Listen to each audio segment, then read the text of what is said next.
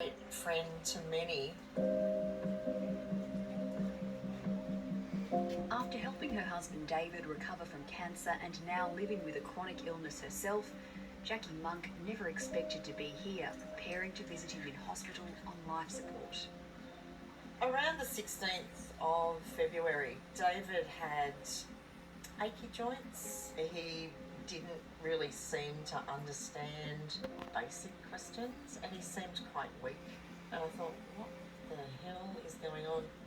A few days after falling ill, David Kiefel was airlifted to the Alfred Hospital in Melbourne from his hometown of Corowa on the New South Wales-Victoria border. He was diagnosed with Japanese encephalitis, a virus spread by mosquitoes that's rare in Australia but prevalent in parts of Southeast Asia. It was given the name because it was first spotted in Japan in the 1930s. While severe illness from the virus is very rare, for those who do become ill, there's no specific treatment or cure. The symptoms we're most concerned about are fever, headache, confusion or weakness, or seizures. Now, of course, if people have those more severe symptoms, they need to go to hospital. The virus appeared in Australia last month and has now been seen in 21 piggeries in Victoria, New South Wales, South Australia and Queensland. Currently, 10 people are sick and 2 have died. Most people who get infected from a mosquito actually don't become very unwell. Might not get any symptoms, but about something in the order of 1 in 100 people infected, this virus goes to the brain or spinal cord, and if it goes to the brain or spinal cord, it can make people very sick, put them into intensive care, and even die. Jackie is distraught at the thought of losing her husband. She lives with fibromatosis and her husband is her primary carer. The Japanese encephalitis has affected his brain and his spinal column.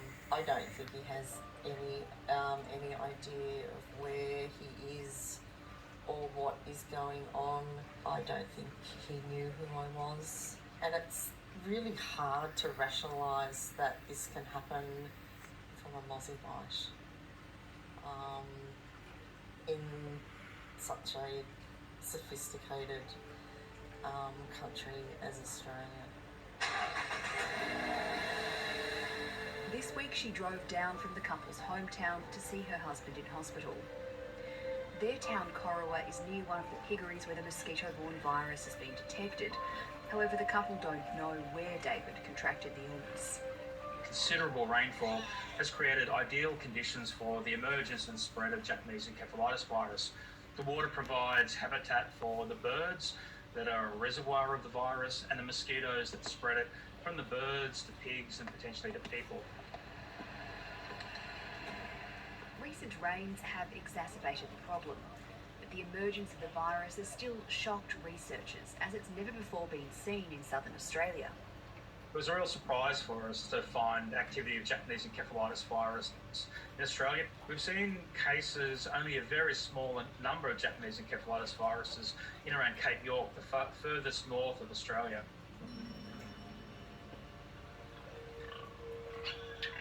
The company that runs Corowa's piggery declined to comment, but a spokesperson for the Australian pork industry told 7:30 the industry is working closely with governments to prioritise safety of staff and the welfare of animals, and that people cannot catch the virus by eating pork. With no specific treatment available for the virus, Jackie's husband David is fighting for his life here at Melbourne's Alfred Hospital, and the next few days will be critical.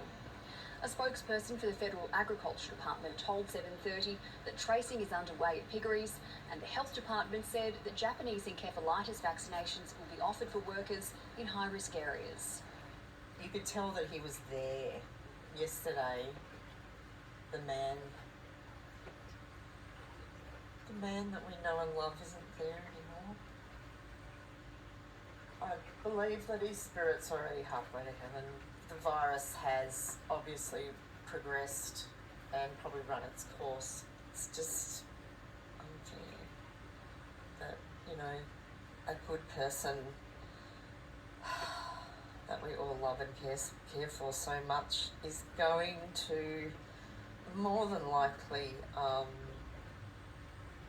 have, as his wishes state, for us to remove life support. Experts say that while the risk of becoming ill from the virus is low, people in affected regions should protect themselves from mosquito bites by wearing long clothing and repellent. There's hope the risk will subside as the seasons change and floodwaters recede. As the weather cools here in Australia, mosquito populations will decline and the risk of transmission will decline with that. But we'll also see activity in northern areas of New South Wales and southern Queensland where mosquito populations are expected to continue for many weeks to come. There's many more questions to answer yet and understand about this virus and the future risks to Australia.